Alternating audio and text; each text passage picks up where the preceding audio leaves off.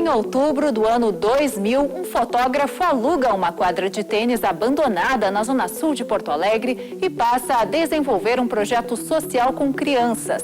O nome da iniciativa surge como um trocadilho em homenagem ao mais tradicional torneio de tênis do mundo, Wimbledon, em Londres. Por estar localizado no bairro Belém Novo, se transforma em Wimbledon. Atualmente, mais de 80 crianças e adolescentes são atendidos praticando tênis e participando de atividades educativas e culturais. Nosso Frente a Frente é com o idealizador do projeto, Marcelo Ruschel.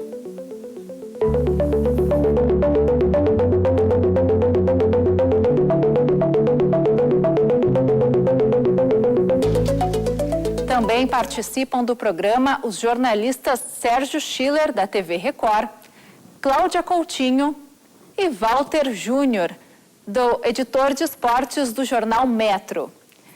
Sejam todos bem-vindos ao Frente a Frente. Muito obrigada por participar conosco, Marcelo. Bom, eu gostaria que você explicasse um pouco o início desse projeto. Tudo começou com uma quadra de tênis abandonada, é isso? Isso, no bairro que eu moro, né, que é Belém Novo, tinha essa quadra que eu passava todos os dias na frente e ficava no trajeto até o meu escritório aqui no centro da cidade, eu ficava pensando, imaginando quanta coisa boa daria para fazer naquela quadra abandonada. E aí foi mais ou menos por aí, quando anos depois apareceu uma faixa lá de aluga-se, eu primeiro me preocupei em alugar e fazer um contrato de longo prazo para depois descobrir e descobrir o quanto era difícil fazer um projeto social. Bom, mas você se lembra daquele momento que você, assim, vou mudar agora de vida, digamos assim, fazendo um projeto? Na verdade, que momento foi esse? Na verdade, isso tudo era um processo, né? Quer dizer, eu sabia que eu ia me envolver tanto com um projeto que seria um caminho natural das coisas um dia largar a minha profissão de fotógrafo, né? Mas o engraçado é que quando eu aluguei, a minha esposa me chamou, mas tu é louco, como é que nós vamos fazer, né? Eu disse, não sei, mas nós vamos fazer, né?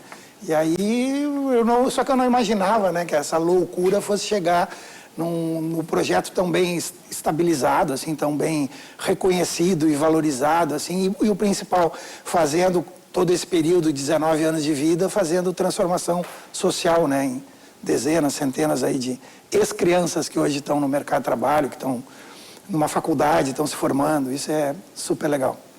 E como foi esse início? Quais foram as dificuldades? Todas, financeira, né? Na verdade, eu trabalhava com tênis, como fotógrafo de tênis, então eu conhecia todas as grandes organizadoras de torneios e, por consequência, patrocinadores que costumavam investir dinheiro em tênis. Eu imaginava que a parte financeira fosse um pouco mais fácil. E não foi, e uma das coisas mais difíceis, inclusive, foi o know-how. Eu não tinha a mínima ideia, eu e minha esposa, de como é que tu organizava um projeto social. Então, eu busquei pessoas no Brasil que já faziam coisas parecidas e ali eu tive uma primeira decepção, né? As pessoas, teve um até que quis me cobrar para elaborar um projeto, para me ajudar a dizer como fazer. Eu não tinha ideia se podia botar 2 crianças numa quadra ou 100, né? Como é que tu poderia desenvolver esse tipo de coisa? E a legislação também, tu não tinha acesso a informações do terceiro setor. O começo foi bem difícil, assim, mas a gente superou essa fase. Como é que foi a tua ligação, Marcelo? A tua ligação com o tênis, de onde é que surge? Tu falaste que foi como fotógrafo, mas pudesse dar um pouquinho desse histórico teu. Na verdade, pouca gente acredita até, né? Não sou tenista, nunca fui tenista, dei umas raquetadas ali, mas tive aula de tênis quando era pequeno, mas eu não tinha paciência de correr atrás da bolinha, né? A minha veia era mais, o lado do cérebro era mais da parte artística, assim, digamos, né? E eu sempre fui apaixonado por fotografia, incentivado muito pelo meu avô, que eu morei com ele que me criou, na verdade. E aí eu brincava até que no início de carreira, né, na adolescência também, eu no verão era fotógrafo de surf e no inverno fotografava os amigos que eram surfistas, que eu também não era, e os amigos que eram tenistas. Nós temos algumas fotos aí suas, Marcelo. Isso. Só para comentar. Esse é parte de um acervo de fotos artísticas, né, ao longo dos meus 31 anos de carreira, que eu já abandonei há 6 anos, eu acredito, né? De várias quadras aí, das andanças pelo mundo ali, dos torneios de tênis, que eu tive a felicidade de acompanhar o auge da carreira do Guga. e também fui fotógrafo oficial da Copa Davis, né? Tanto da Confederação Brasileira de Tênis quanto da Federação Internacional de Tênis. Então, voltando às fotos, eu doei esse acervo na crise econômica mundial de 2008, quando foi a primeira das várias vezes que o Wimbledon quase encerrou as atividades. Eu acabei, por uma iniciativa da AmCham, da Câmara Americana de Comércio, essas fotos que eu doei viraram uma exposição fotográfica que teve em outras cidades também, mas que a partir dessa exposição a gente conseguiu se ligar na profissionalização. Eu e a minha esposa, a gente fez uma promessa que se passasse dessa crise, a gente ia fazer tudo que é curso que tivesse no Brasil de capacitação, de profissionalização, para poder levar isso adiante, porque ali a gente se deu conta que as crianças já percebiam que aquilo era uma oportunidade única da vida deles, né? E aí a gente se deu conta também que tu não podia brincar de fazer um projeto social, né? O projeto social é uma coisa séria, tem que ir até o fim. Marcelo, queria retomar um pouquinho lá o início do projeto. Como é que tu escolheste as crianças? Tu tinha quadra alugada, como que foi buscar essas crianças e como hoje as crianças podem participar do Wimbledon? É interessante, assim, a primeira coisa que a gente fez foi conversar com a escola maior do bairro, que é a escola Evarista Flores da Cunha, né, que é a maior, central do bairro ali, que tem mais alunos, e que desde o início a diretora Rosane entendeu, ela vem da educação física, continua sendo hoje diretora também, e ela dá muita força, ela é fã do nosso trabalho.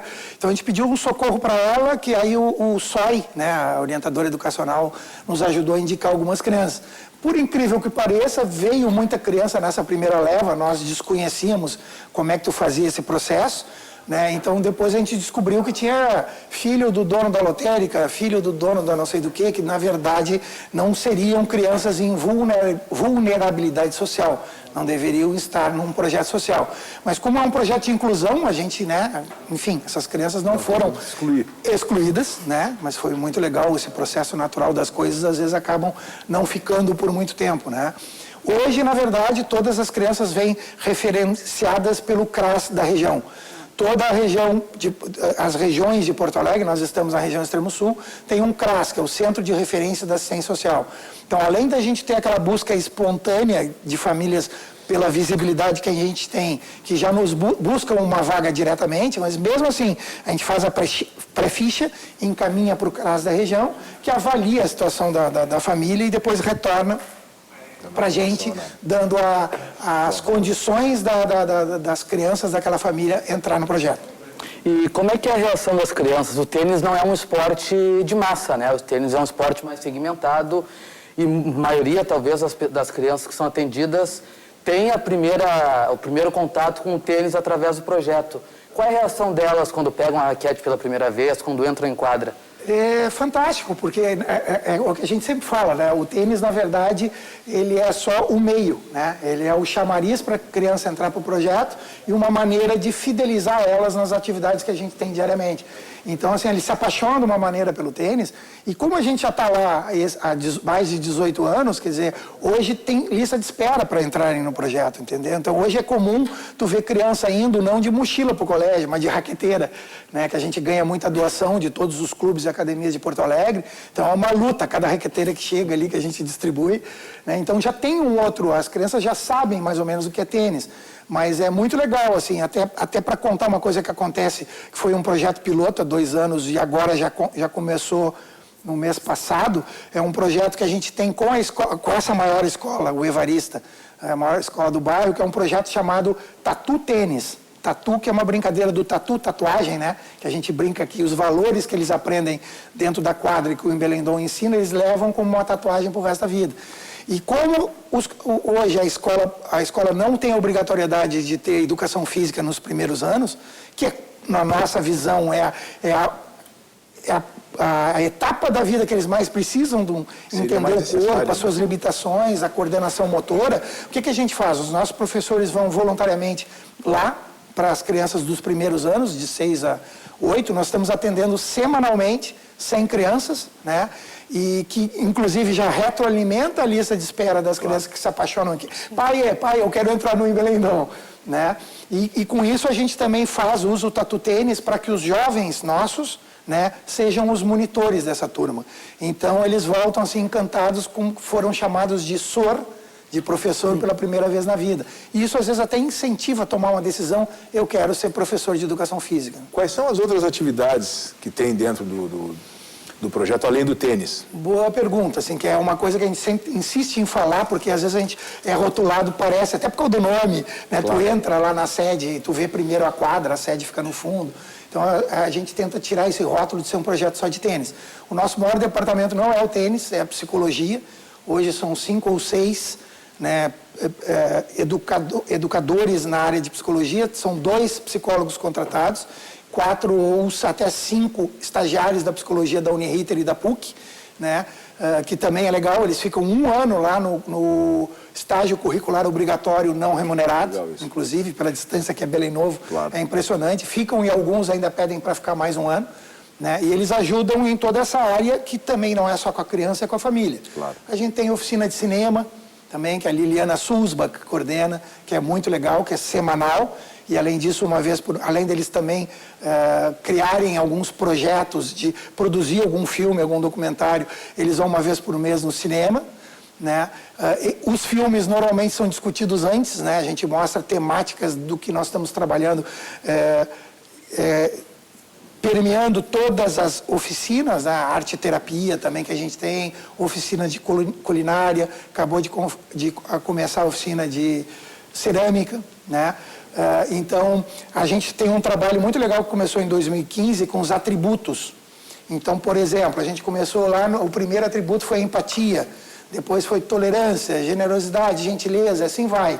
Né? Foi mudando a metodologia no meio do caminho. Mas no início a gente apresentava para eles o que era empatia. E aí todas as oficinas, como é que tu trabalha a tolerância dentro de uma quadra de tênis, filme que aborde a temática principal, a tolerância, na arte-terapia, como é que o pequenininho de 6 anos entendeu o que é tolerância, o que é empatia, o que é amor, o que é altruísmo. Alguns desses atributos são mais difíceis de trabalhar e a gente se deu conta que alguns deles a gente tinha que retomar. A humildade a gente já trabalhou 2 vezes, né? A tolerância é uma coisa que provavelmente a gente vai repetir. O ano passado era para a gente estar trabalhando, época de eleição, a honestidade. A gente teve um incêndio no início de abril, e a gente mudou, a gente não tinha começado ainda, a gente foi consenso, né, foi unanimidade, a gente trabalhou com a perseverança, foi muito apropriado, porque as crianças estavam almoçando na hora que o incêndio ocorreu, né? Então foi bem, eles viram todo o nosso esforço para recuperar a sede, para não deixar de atender eles. Então, e esse projeto hoje, ele não tem tempo de terminar, quando a gente acha que eles estão prontos, eles têm que preparar, eles decidem, de acordo com seus grupos, um projeto que tem que ser executado fora do Wimbledon, depois eles têm que trazer o resultado para todo o grupo, eles ganham no final uma pulseirinha dos atributos, né, que eles levam para casa, que eles têm que fazer um juramento, que eles vão praticar aquele atributo dentro do projeto, com as suas famílias, na escola, entendeu? Então é um trabalho bem legal, assim, que dá muito resultado. No caso do acompanhamento psicológico que você citou, como é que é esse trabalho? Por que vocês perceberam a necessidade de qualificar essa parte do acompanhamento psicológico? O trabalho da psicologia tem várias frentes. Por exemplo, eles coordenam a oficina de arte-terapia. Eles têm uma oficina que são os grupos operativos, que conforme a demanda dos mais velhos ou dos mais jovens, a gente aborda de acordo com a necessidade deles. A gente também leva isso para os pais, coordenado pela psicologia. Nas reuniões de pais, né, nos encontros de pais que são mensais, que impressionantemente, às vezes vão 40 pais, é muito legal como a gente consegue atrair as famílias. Agora, o penúltimo encontro, a gente abordou o tema que está acontecendo muito no Brasil inteiro, acho que no mundo inteiro, que é a questão de suicídio, de automutilação, né, dos jovens e tal. E foi impressionante que acabou vindo outras histórias daquelas famílias que, minha coleguinha está impressionada porque a colega dela tentou e está com marcas, né, tentou se cortar. Então, a gente trabalha temas importantes. A psicologia do esporte, né, é bem legal. A gente faz tanto a parte teórica da psicologia do esporte, quanto na prática dentro da quadra. Então, aquele excesso de raiva de querer quebrar a raquete dentro de uma quadra, ele é resolvido na hora. né, resolvido, conversado. Então, na prática, a gente consegue atuar bastante. Então, é isso, a psicologia atua em todas as frentes, né? Todas as nossas áreas têm um porquê. A gente tem também uma assistente social, tem um trabalho também preponderante, assim, bem importante com as famílias. Então, é bem... O trabalho que a gente está, assim, a metodologia que a gente foi meio que desenvolvendo sozinhos, né, na tentativa e erro, ela está bem formulada, assim, está bem... Né? E por isso que a gente avalia que a gente ganhou vários reconhecimentos assim, nacionais, internacionais, enfim, que nos orgulham muito. Marcelo, para a gente entender um pouquinho, como é que é a rotina das crianças? Elas vão quantas vezes por semana? Porque são muitas as atividades. Como é que isso funciona? Eles vão diariamente, né? Todas essas quase 100 crianças, elas vão todos os dias, de segunda a sexta. Então, por exemplo, sempre no contraturno escolar. Então, por exemplo, elas chegam mais ou menos não, chegam 8h45, tem um lanche reforçado, que normalmente é o café da manhã da maioria deles, né? Tem a respiração e meditação diariamente, aí vão para as atividades que são diferentes todos os dias, com exceção do tênis. Tênis tem que ter todo dia, senão eles brigam com a gente, né? Sim. Então, todas as outras oficinas são... A respiração e meditação, quanto tempo dura, Marcelo? Só para a gente ter 15 minutos. 15 minutos. E nas quintas-feiras tem o yoga também. A gente há um ano introduziu o yoga, que também é bem legal, que é só nas quintas-feiras. E eles saem de lá, a atividade final é o almoço. Então, eles ganham o almoço e vão para o colégio. E a primeira turma. Daí já tem uma turma chegando, que almoça, fica descansando na praça, supervisionada pelos monitores, para daí entrar 1:45 nas atividades, respiração, ficam e antes de ir embora ganham lanche. Então, mais ou menos, todas as segundas-feiras tem a mesma atividade, laboratório de aprendizagem é toda terça-feira, a turma que a gente detectou também lá por 2014, que tem criança que tem 9 anos que mal sabe escrever o nome. Então, a gente tem aula de alfabetização para quem precisa, que é a turma menor. A gente tem oficina de leitura, enfim, é uma série de atividades que a gente tem certeza que eles vão levar para a vida inteira. Há pouco tu falou sobre o incêndio, né, que aconteceu. Antes do incêndio, tu teve que adquirir o terreno, né, depois de um tempo alugado. Falar um pouco dessas grandes dificuldades que foram grandes pedras, mas que acabam fortalecendo o projeto também. Sem desafios, né? Sem dúvida. Cada um desses desafios, cada uma dessas pedras no caminho, só nos deixam mais fortes, né? Sem dúvida nenhuma. Então, um deles, né?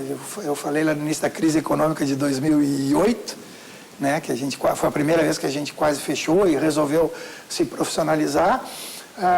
Essa do terreno foi também uma paulada, assim, que a gente, no meio de um rolando arroz, assim, o dono do terreno me seguia. Eu disse, parece o Sombra, ele vai querer me dizer alguma coisa e não deve ser alguma coisa muito boa. Que era isso, né? Quer dizer, minhas irmãs resolveram vender, ou compra ou sai. Então, no mesmo momento, o Meligeni, que é um dos nossos embaixadores, né? Junto com o Thomas Koch e com o Bruno Soares, eu juntei, no caso, eu juntei o Meligeni e disse, Meligeni, aconteceu isso.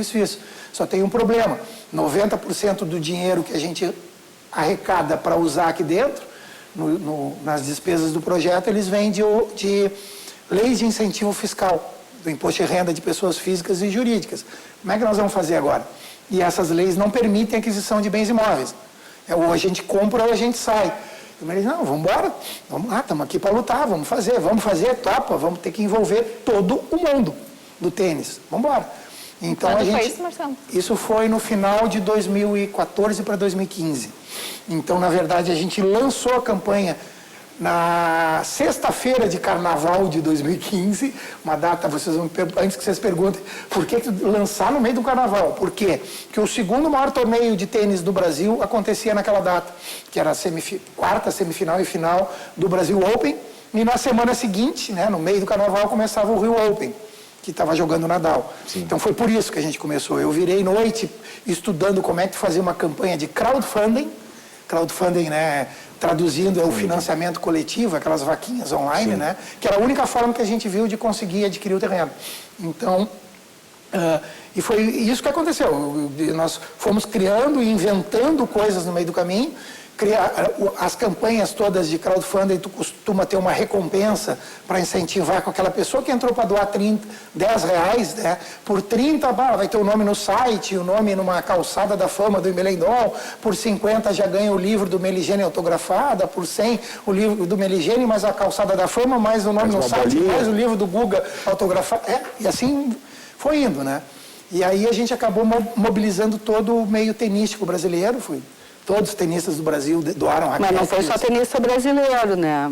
Então é isso que eu ia contar. Então no Rio Open, o Bruno, que não era embaixador ainda, ele foi convidado em função de que ele vestiu literalmente a camiseta da campanha de crowdfunding para nos ajudar.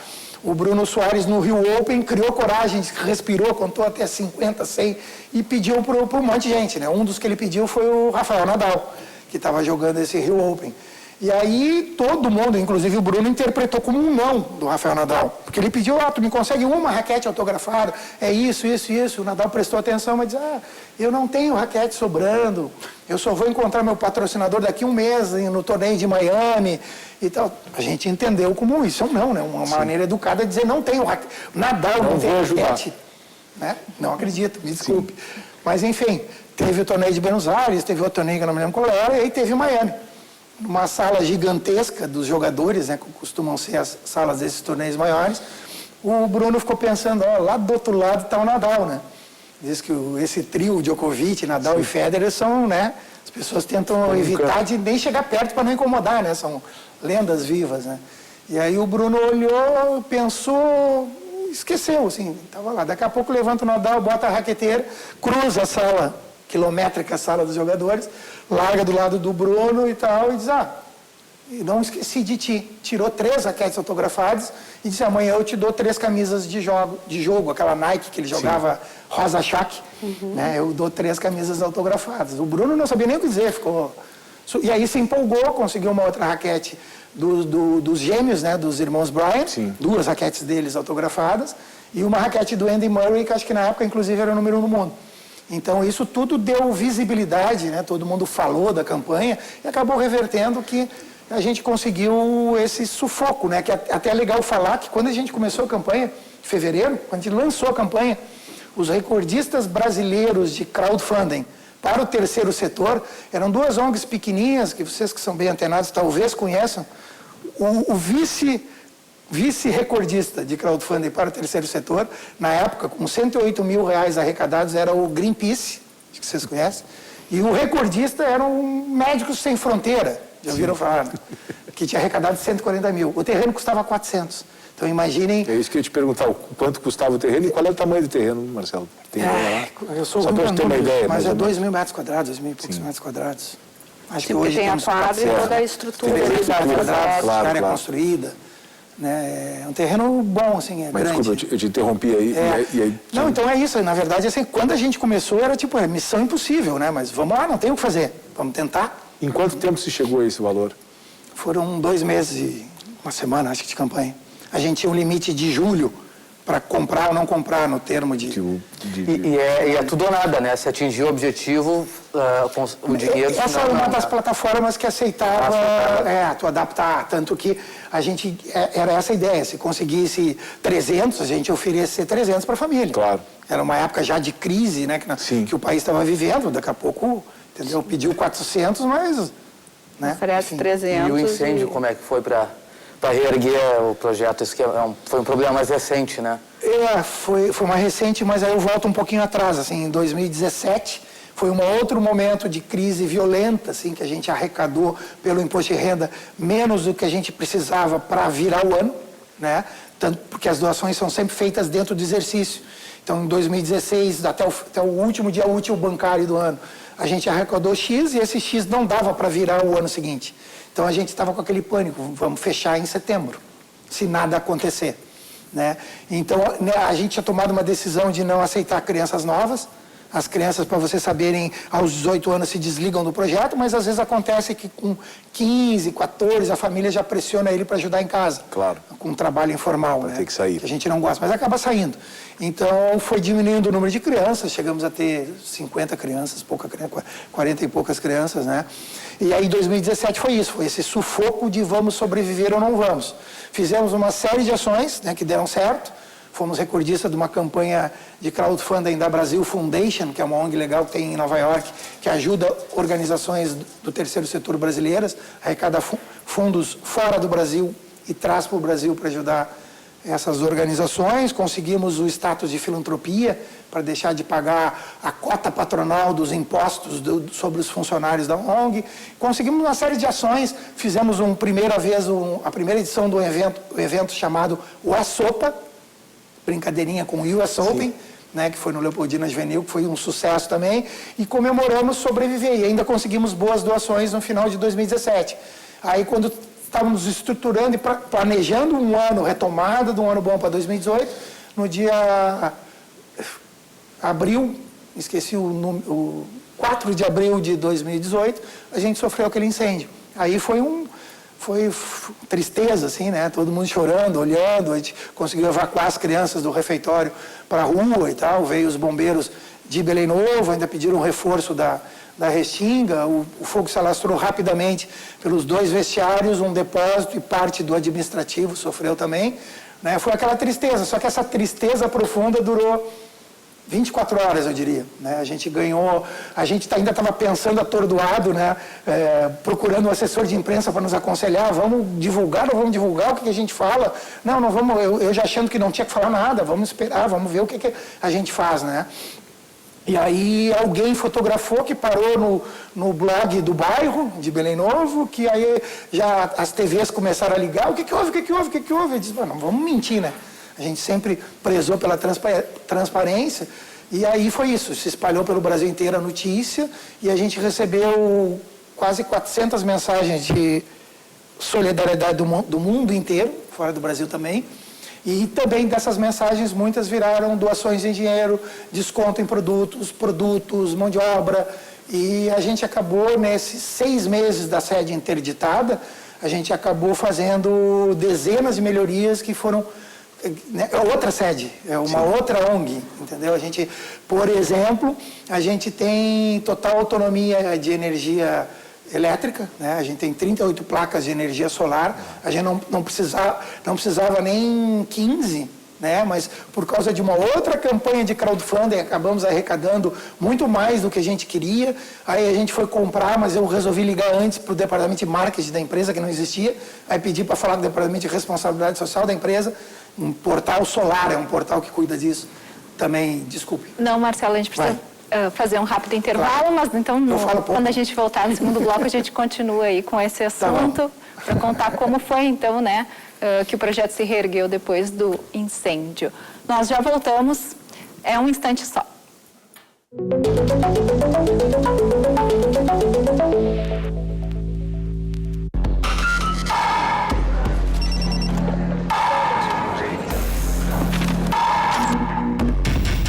As principais notícias do Brasil e do mundo, reportagens especiais e a participação de especialistas todos os dias no estúdio. Segunda a sexta, à 13h, você tem um encontro marcado com o JC1. Cultura de informação.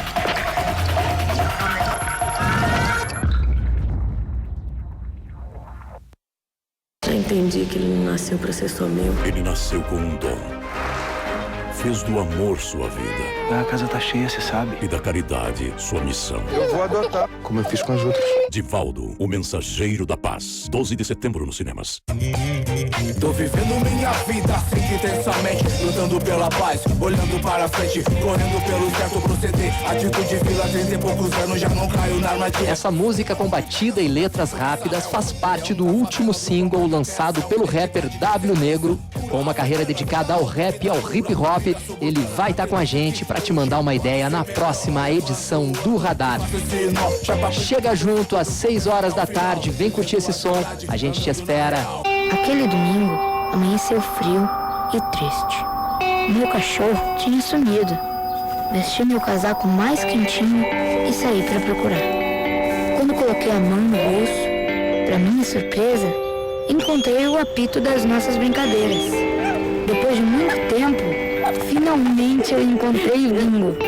Toda roupa tem uma história e toda história pode ter outro final. Passe adiante essa emoção. Campanha do Agasalho.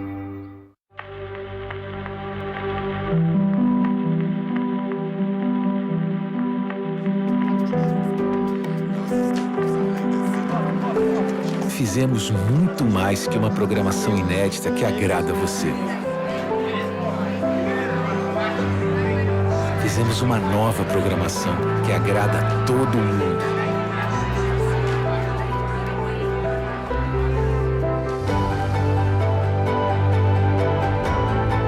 Mais de 240 horas de animações, ficção, séries, documentários. Um conteúdo inteiramente criado e produzido por grandes talentos de todo o país. Porque, como brasileiro, você merece uma TV assim. Audiovisual Brasileiro. Assista, recomende, dá orgulho de ver. Imagens de um Brasil profundo, revisitadas pelo olhar de um cineasta consagrado. Eu continuei tendo o sertão como tema e a arte popular nordestina como tema durante décadas. O cinema é uma forma de pensar o mundo, poderia ter muito a ver com a arte popular. Sertão de Dentro, série documental em 13 episódios. Todas as quartas, sempre às 10h30 da noite.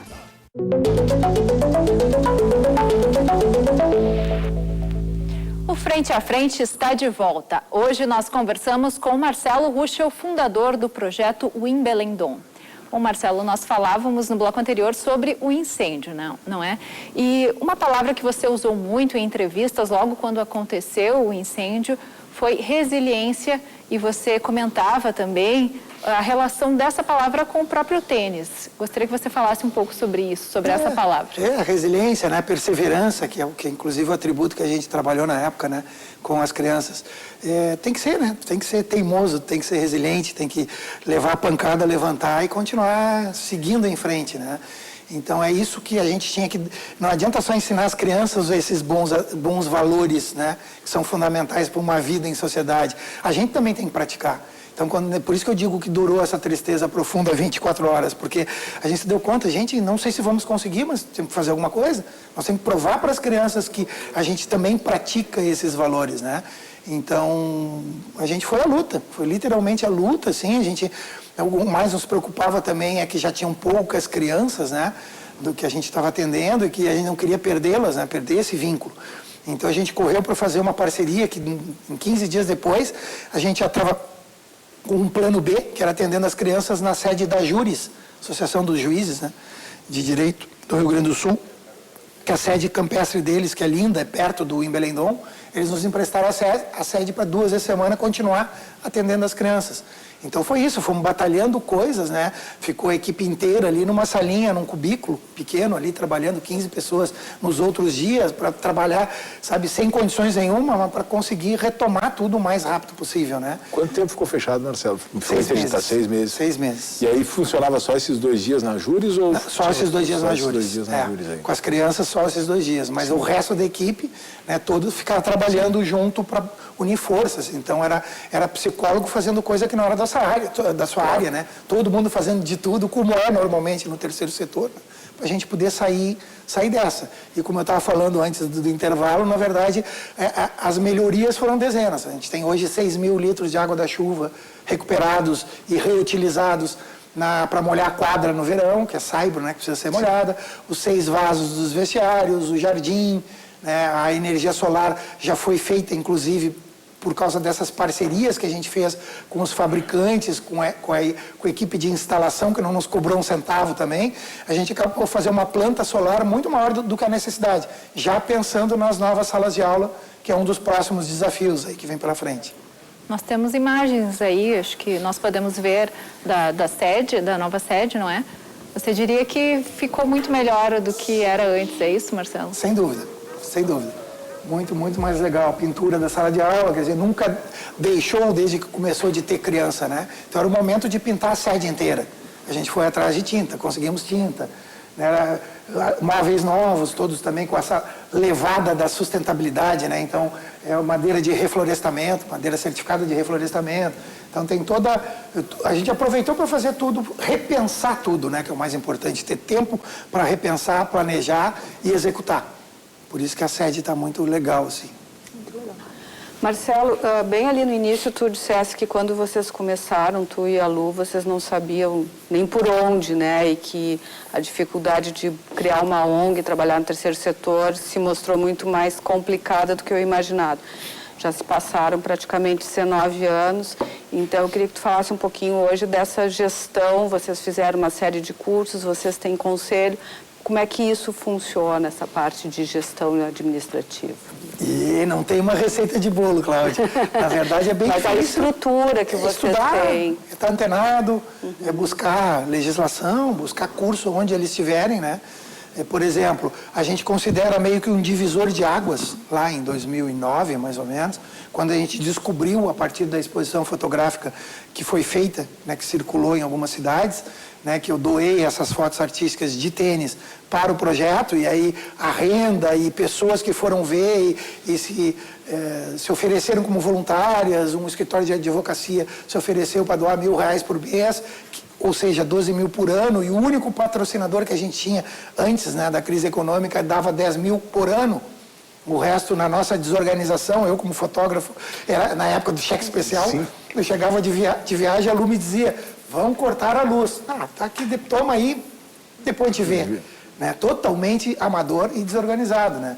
Então, o que a gente considera o divisor de águas foi um curso que é um projeto piloto do BID, do Banco Interamericano de Desenvolvimento, que foi brilhantemente executado pela Parceiros Voluntários, que acho que todo mundo conhece aqui, né? Uma ONG maravilhosa, que estava capacitando ONGs também. Então, eles capacitaram nesse projeto piloto 76 organizações do Estado. Eu e a Lu comemoramos como se fosse passar no vestibular para ser aceito nesse curso, né? Um curso de longo prazo, que depois virou um livro, que um capítulo inteiro do livro contava o nosso case, no caso de transparência e boa gestão. Sim. Então, ali, por exemplo, abriu a cabeça não só para transparência e prestação de contas, né? Que prestação de contas era o tema do curso, mas como questões de marketing. Vou dar um exemplo para vocês. Eles perguntaram, vocês têm pórtico lá na organização? Aí eu, não tem pórtico, eu não sei nem se eu vou ter dinheiro para pagar a conta da água, da luz no mês que vem, como é que eu vou ter um pórtico? Para dizer, aqui está o Embelendon, tu tem que ter um pórtico, faz um exercício, promete, tenta. Bati no serralheiro do bairro, bati não sei onde, fizemos o pórtico. A comunidade achava que era uma academia de tênis particular. Ninguém tinha ideia que lá acontecia um projeto social. Aí, só dando um exemplo, a importância do pórtico. Claro. Né? E assim, dá para citar dezenas de exemplos de coisas que a gente foi descobrindo, né? De como tu prestar conta, é importante tu fidelizar o cara que doa, tu mandar relatórios claro, que tu vira à noite fazendo, para mostrar que aquele dinheiro que ele está dando, por menos que tenha sido aquela doação, está sendo usado nisso, né? Então, e saber o destino, né? Tem que nem esse uniforme aqui, tem alguns logotipos aqui atrás, quer dizer, a gente tem que usar, as crianças também usam diariamente, é uma das maneiras de tu retribuir quem está dando, mesmo que a maioria diga, não precisa, não quero nenhuma contrapartida, mas a gente tem que dar, inclusive, por esperando. Por toda essa história que tu contou, os nomes que tu já citou, as pessoas do tênis ajudam muito o projeto. Tem algum envolvimento das instituições do tênis, Confederação Brasileira, Federação Internacional, ATP? Não. Tá bom, eu explico. Na verdade, da ATP a gente ganhou um dos nossos prêmios, reconhecimentos internacionais, que a gente muito se orgulha. A gente foi a única organização a ganhar o ATP Aces for Charity, que é um programa anual da ATP que reconhece iniciativas sociais ligadas ao tênis pelo mundo. Então a gente ganhou, acho que $15 mil e tal, e esse reconhecimento, né, durante algum tempo, né. E, na verdade, que tem algumas outras organizações que ganharam, mas ganharam indiretamente, porque os torneios de tênis podem se inscrever para ganhar o prêmio e ajudar, terceirizar, ajudando outras várias organizações, né, que o Rio Open ganhou. E aí ajudou 3 ou 4 projetos sociais do Rio de Janeiro. Mas o projeto direto, a gente é a única instituição até hoje a ter ganho esse reconhecimento, que é muito legal também. Mas, na verdade, não ajudam, não. A gente ainda acha, a gente gosta de tentar o impossível, né? A gente tem um mantra chamado "por que não?". A gente ainda quer fazer com que talvez o Wimbledon nos ajude, né? Porque a gente teve quando eu tentei lá no início, que eu disse, eu não quero que Belém do Pará roube o nome Wimbledon, vamos registrar. Claro. Então eu registrei no nome da minha empresa de fotografia. Em seguida, teve uma ligação de um escritório de advocacia que eu ia ser processado por tentar registrar o nome que tem uma sonoridade parecida com Wimbledon, claro. Wimbledon. Mas acabou não dando em nada, até o Alberto Guerra, aqui do Grêmio, que é especializado nisso, nos ajudou e disse que ele também foi consultado, que isso é normal, que provavelmente investigaram a minha vida e viram que não era a intenção de lucrar a partir do nome, que era um projeto social, e desistiram dessa, que não era nem, era uma ação administrativa, na verdade, Sim. dentro do INPI, né, Instituto Nacional de Marcas Sim. e Patentes, para não me deixar registrar o nome. Mas, enfim, e um dia eu acho que eu vou bater lá no... Mas eles acabaram nos ajudando. Já tentasse algum contato, alguma coisa? Mais ou menos, sim. Eu sei que é muito difícil, assim. O Bruno tentou conversar até com o Jamie Murray, quando ele era parceiro do Jamie. Sim. Né, e diz que eles são bem complicados, né? Mas a gente não tem pressa. Não. Perseverança, resiliência, teimosia. Marcelo, gostaria que você contasse um pouco das histórias, não é? Que você observa onde houve essa transformação social. Histórias de alunos. Cases. Cases que você tenha para nos contar. Temos 2 vivos e que a gente encontra diariamente. O Rafael Bernardes, né, teu colega, se formou ano passado em jornalismo, colega de vocês, né? O Rafael Bernardes hoje já vai fazer quase um ano que ele trabalha no nosso departamento de comunicação, cuida das mídias sociais e também, por ser um apaixonado por cinema, ele cuida da nossa oficina também, é um dos monitores da oficina de cinema, que é semanal, né? E foi um aluno da nossa primeira turma. Inclusive, ele que nos fez relembrar uma história que quem vê a sede hoje, maravilhosa, do jeito que está pós-incêndio, não acredita que começou só com vestiário. A gente tinha um projeto arquitetônico doado de 3 módulos, a gente só teve dinheiro para fazer o vestiário masculino e feminino. Então, nos dias de chuva, né, por exemplo, quando o padre não emprestava salão paroquial para a gente usar como bolinha de esponja, a gente tinha oficina de leitura e contação de histórias no vestiário feminino. E o Rafa lembrava que a diversão deles era ver, eles brigavam para ver quem era o primeiro a chegar no dia de chuva, para poder pegar o vaso sanitário, que era o melhor lugar para fazer a leitura. Então, enfim. E esse é um dos cases legais do Rafa. E a Jalesca Mendes, que ela tem só 24 anos, e ela, 15 anos da vida dela, mais do que a metade, ela passou dentro do Embelendon. Primeira parte da vida dela como aluna, aí passou no vestibular de educação física, né? A gente contratou ela como estagiária de educação física.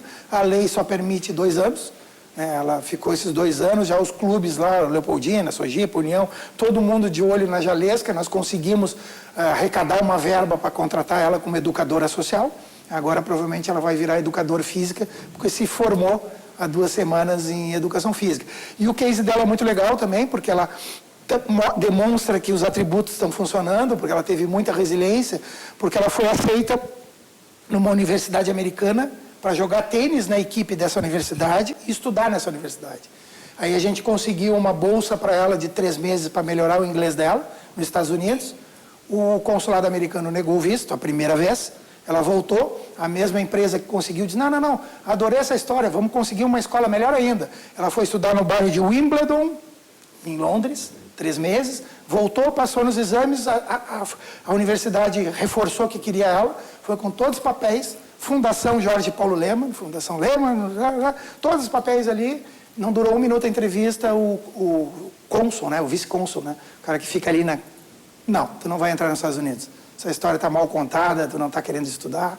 E ela desabou a chorar, mas também teve resiliência, teve perseverança para focar nos estudos, né? Tanto que ela se formou. é juíza de linha, foi juíza de linha convidada pela ITF, pela Federação Internacional de Tênis das Olimpíadas do Rio, então já tem um histórico bem legal também nessa área. E é uma professora lá que a gente não vai largar nunca, porque ela sabe talvez mais do que eu e a Lu do projeto Wimbledon, né, por ter sido aluna, ter acompanhado toda. Daqui a pouco ela vai estar de juíza de linha no US Open da vida, e aí o cônsul vai ter que dar vai vir o convite, vai ter que dar o visto para ela entrar, né? Vai saber. Vamos ver, né? O que acontece. Marcelo, tu falasse ali há pouco do US-SOPA, né? Vocês têm uma série de ações onde vocês mobilizam a sociedade, que é também uma forma de mostrar o trabalho de vocês, mas arrecadar. Tem o Rolando Arroz, que deve acontecer no final do ano, 10ª edição. E então, conta um pouquinho desses projetos que vocês têm, dessas ações. Assim. Na verdade, acho que qualquer ONG, ela precisa abusar da criatividade para sobreviver, né? Não tenho dúvida nenhuma disso. Eu falo para todos os encontros que a gente tem entre ONGs, eu sempre falo isso. Usem e abusem da criatividade, não tenham vergonha de pedir, não tenham vergonha, né, de usar o mantra por que não, bate na porta, tenta.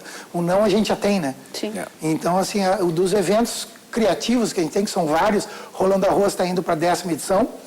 Estamos quase acertados com, vou contar aqui em off, não contem para ninguém, né, com o Pablo Cuevas. Foi 20 do mundo, só tem né? 3 jornalistas, 4 jornalistas. Agora já falei. Mas está faltando alguns detalhes assim, mas a princípio, se tudo der certo, ele vai vir, né? 24 de novembro, no domingo. A gente teve um US-SOPA que já aconteceu esse ano, a 3ª edição, que é no Leopoldina Juvenil, que é o US-SOPA, então é sopa no inverno, né? Que são vários chefes envolvidos nisso também.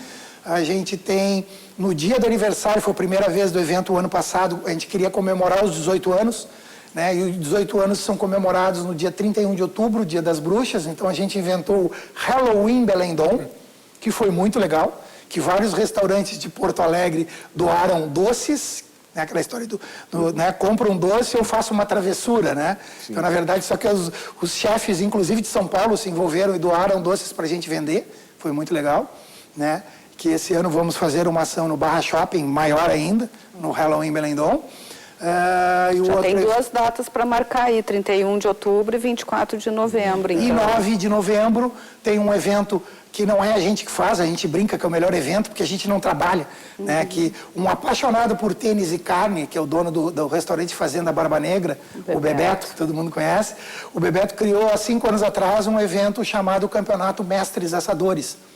Então ele diz, Marcelo, tu já tem muito trabalho, tu é muito estressado, deixa que eu faço tudo. Então toda a renda é voltada para nós. Esse evento, as 2 primeiras edições foram no Parcão, e há 2 anos acontece na Praça Japão, que vai ser no dia 9 de novembro. Então é um campeonato num formato de um torneio de tênis, onde 32 atletas das carnes, que não pode ser profissional, se inscrevem, né? Tem jurados que decidem o corte que eles vão assar junto ali. Então entram sempre 2 na quadra, né? Sim. E fazem com a mesma carne, apresentam, então conta a apresentação, o sabor, uma série de coisas, como é que está o ponto da carne e tal.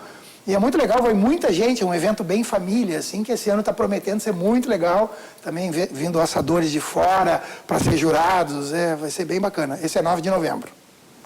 Falando um pouquinho de ti, a gente falou bastante do projeto, tu foi testemunha de uma parte muito importante do esporte brasileiro, a carreira do Guga, o fortalecimento do tênis no país nos últimos 20, 25 anos.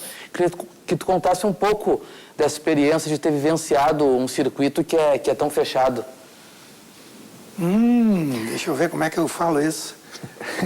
Na verdade foi uma experiência maravilhosa, né? Foi a minha paixão durante metade da minha vida. A minha carreira durou 31 anos, né? Tive essa felicidade de acompanhar o Guga no auge da carreira, tive a felicidade durante 15, 20 anos ser o fotógrafo oficial de todas as Copas Davis, dentro e fora do país. Foi muito legal, uma experiência incrível também. Para mim é uma das competições esportivas mais legais, né? Tu conviver lá e ainda sendo pela ITF, acabando sendo muitas vezes também o fotógrafo oficial da equipe, sendo convidado para aquelas reuniões, aquela tensão. Não tem como descrever esse tipo de coisa, né? E a Copa Davis é um pouco diferente, porque tu lida com o país, né? É uma torcida diferente, não é o público comum do tênis, né? Ali tu tá lidando com o torcedor. Ali é emoção direta ali, né? Tu tá e tendo que manter a ética, né? Não pode dar grito, não pode torcer, mas, né? É muito legal, assim, muito legal. Ali foi uma parte da minha carreira muito legal, que eu digo, foi participar dessas mais de 30 e tantos confrontos. Eu brincava até que eu tenho mais confronto, quase mais, só não consegui passar do Thomas Koch, de confrontos. A diferença é que eu não jogava, né? Tudo bem, mas tá ali representando o Brasil, né? Sim. De certa forma. Mas foi muito legal, né? Mas a paixão foi atropelada por... Hoje eu não tenho saudades, eu tenho saudades das amizades. Não tenho saudades da fotografia. A fotografia eu considero, assim, bem falando com coração, né? Como um aprendizado, como um degrau para chegar... Porque muita coisa que eu aprendi na fotografia, nos eventos, eu aplico no Embelendon. Né? Então, de ver... Óbvio que a minha carreira, por ter sido voltada para o tênis, foi um dos motivos que me levou a pensar em fazer o Embelendon. De ver aqueles bons valores que os tenistas tinham dentro da quadra e carregavam para fora. Evidentemente, não todo mundo, né? Hoje em dia tem alguns maus exemplos aí por aí, né? Dos tenistas profissionais, mas eu achava isso fantástico. Eu disse, pô, como dá para fazer coisa legal se der para fazer um projeto social? E quando social? foi o start, o clique, assim, vou fazer, vai ser? Que ano foi? Começou em 2000. Que a ideia veio antes de olhar a quadra, né? De achar que poderia fazer alguma coisa legal naquela quadra abandonada. Só que aquela quadra ficou anos abandonada. Não sei te precisar. Não sei te precisar. Mas talvez me perguntam muito quanto é que foi o clique para virar o empreendedor social, por exemplo, né? Eu acho que daí tem a minha veia de ser um inquieto, assim, na fotografia também. Eu não aguentava ficar, nunca consegui ser funcionário de um veículo de imprensa, né? Tive vários convites, mas eu sempre quis ser um freelancer.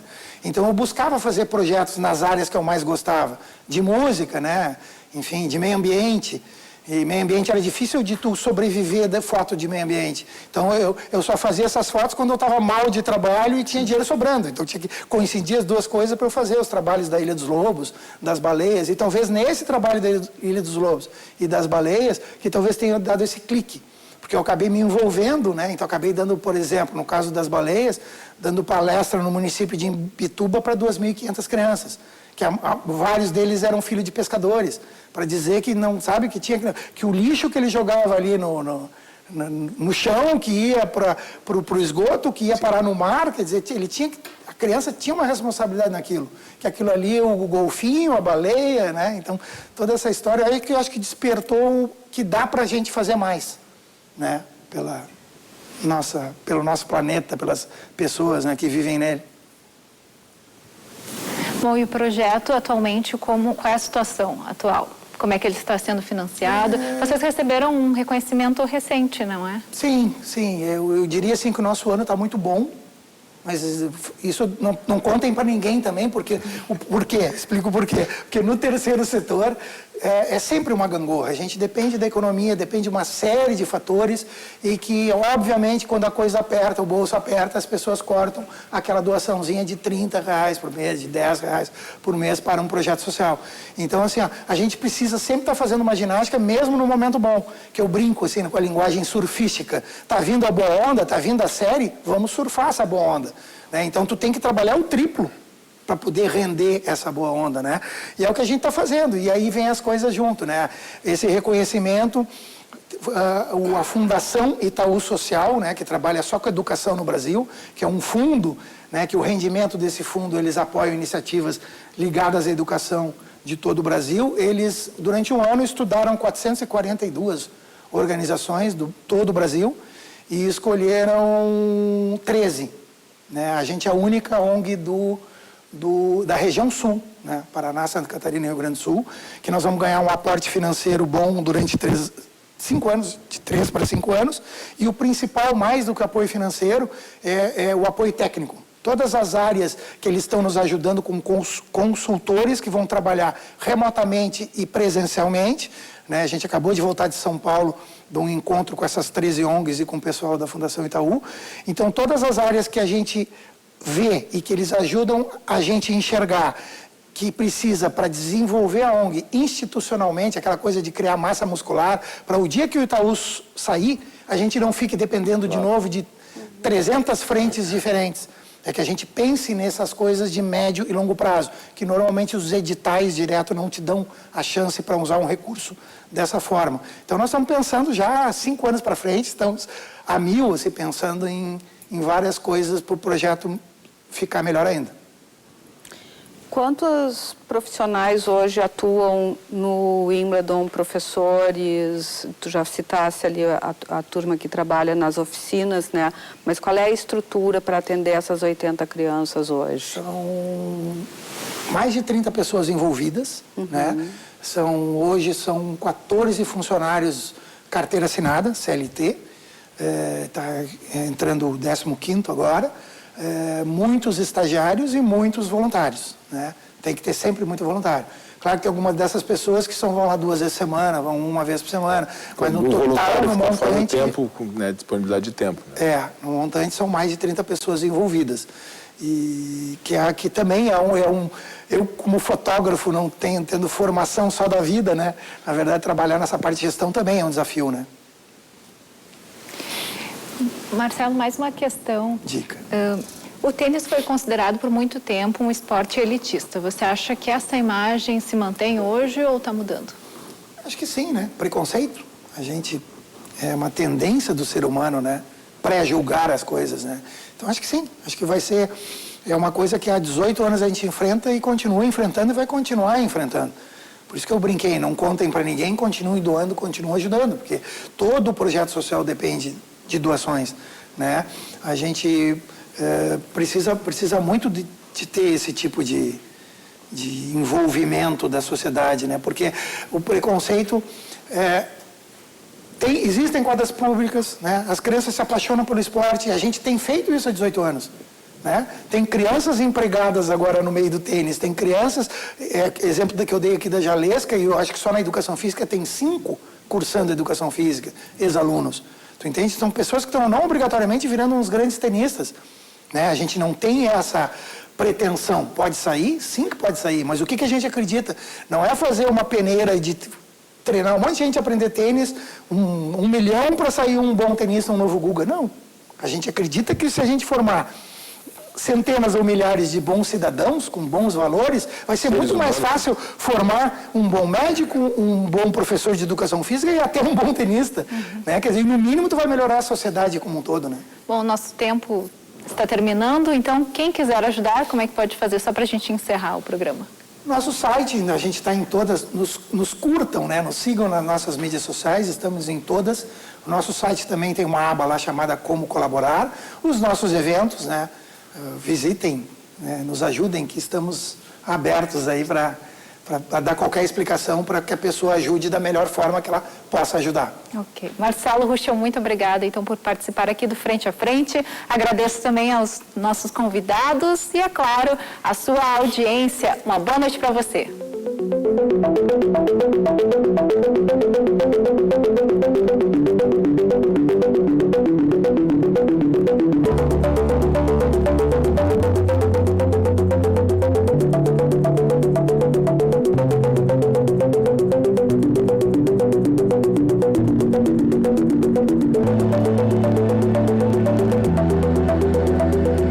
A TV Brasil leva a produção científica de Goiás